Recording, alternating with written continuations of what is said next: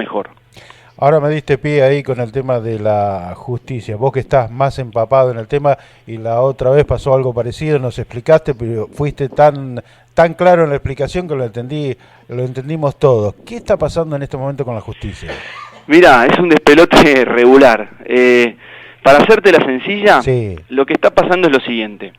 En la Argentina hay dos formas de designar jueces. Una es para los jueces de la Corte Suprema de Justicia de la Nación, que lo charlaremos otro día porque hoy no es el tema, sí, pero la segunda forma es cómo designás a todos los demás jueces que no son de la Corte Suprema, ¿no? Los que están en los tribunales inferiores. claro.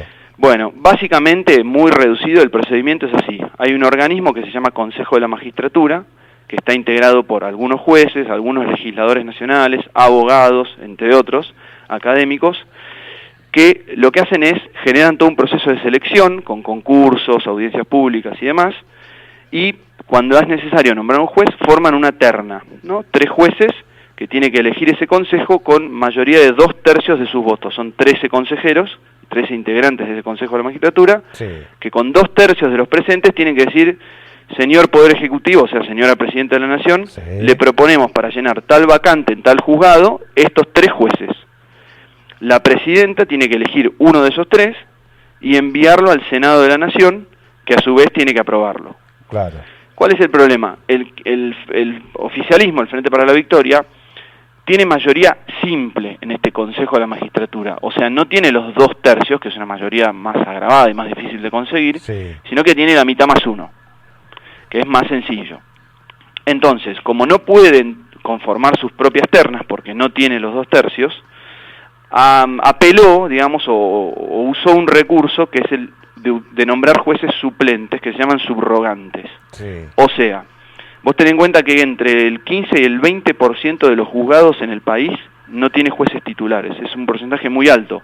O sea, 1 de cada 5 juzgados no tiene un juez titular en nuestro país. Entonces, es muy interesante, si vos estás en el Poder Ejecutivo, tratar de llenar esas vacantes, porque te aseguras que 1 de cada 5 jueces puedan ser amigables o, Claro, digamos, o conocidos claro. tuyos, por decirlo de una manera Sí. simple. Entonces, ¿qué es lo que hicieron? Modificaron una ley que les permite llenar esas vacantes con jueces suplentes, que técnicamente se llaman subrogantes, pero no importa, son como suplentes, digamos, Sí.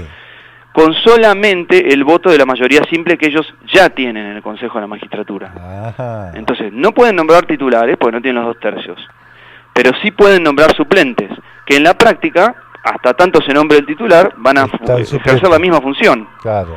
Entonces, de esta manera están empezando a llenar vacantes en todos esos juzgados que, como te decía, son un montón, o sea, acá entre el 15 y el 20%, con jueces, digamos, familiares, por así decir. Y de hecho no son solo jueces, porque la otra trampa que tiene este sistema es que, como te decía antes, el sistema normal de nombramiento de un juez, en el Consejo de Magistratura, que es el primer paso, Sí. hay toda una etapa de concurso, se ven los antecedentes, se hacen audiencias públicas para determinar que ese juez sea idóneo, ¿no? Que tenga Sí. aptitudes suficientes para el cargo. Con este sistema de los subrogantes, de los suplentes, directamente se evita todo ese proceso. Y pasa lo que pasó la semana pasada en el caso del juez Luis Cabral, que habrán seguramente oído nombrar, Renombrado en estos días. renombrado, que lo que designaron fue un abogado directamente. Ni Está. siquiera era un juez o alguien que haya hecho todo ese proceso de admisión, digamos, sino que como apelaron a esta nueva ley que pueden nombrar suplentes con mayoría simple, directamente nombraron a un abogado de la matrícula.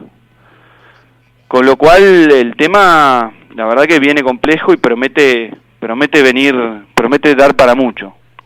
Esperemos que no sigan metiendo mano así tan, podríamos decir, prácticamente evidente.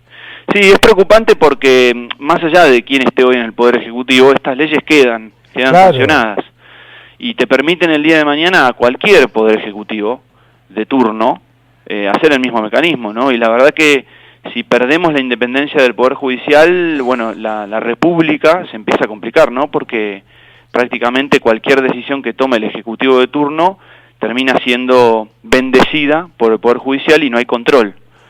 Bueno, ahora hay varias acciones, amparos y acciones judiciales que se metieron por distintas organizaciones para intentar frenar esta nueva ley que les permite esto.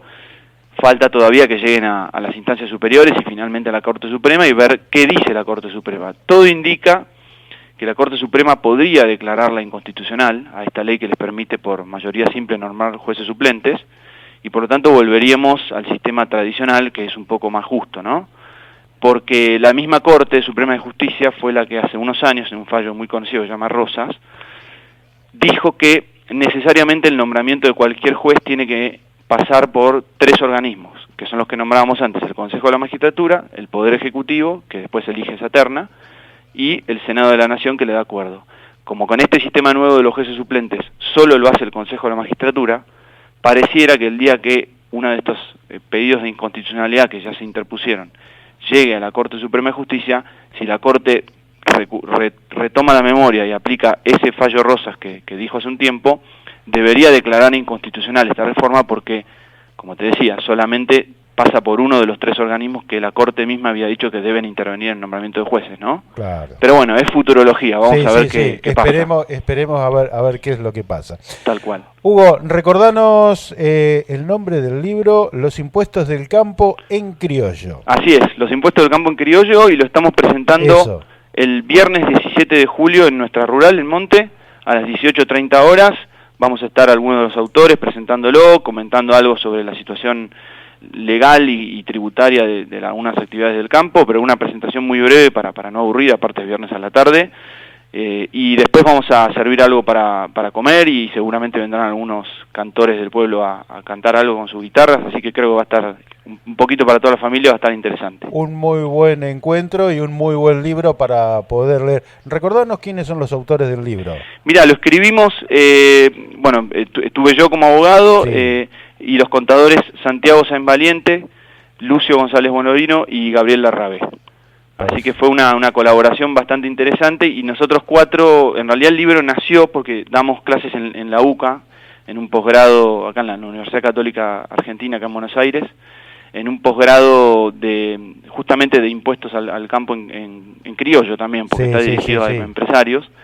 Y cuando terminamos la primera edición del curso del posgrado en la UCA, como profesores teníamos mucho material que habíamos preparado para dar ese posgrado, y dijimos, che, si lo ponemos en un libro y lo escribimos, y así nació, y bueno, de hecho el libro se escribió en tiempo bastante rápido, y tiene ese enfoque, tiene muchos gráficos que son justamente los que usamos en las presentaciones de la universidad, muchos recortes de diario y de revistas, de artículos que escribimos, así que creo que a pesar de que el tema es árido y es arduo, creo que tratamos de ponerle un poquito de que sea un poquito más legible, ¿no? Claro, para que lo entienda el común de la gente. Tal cual, exacto. Exacto.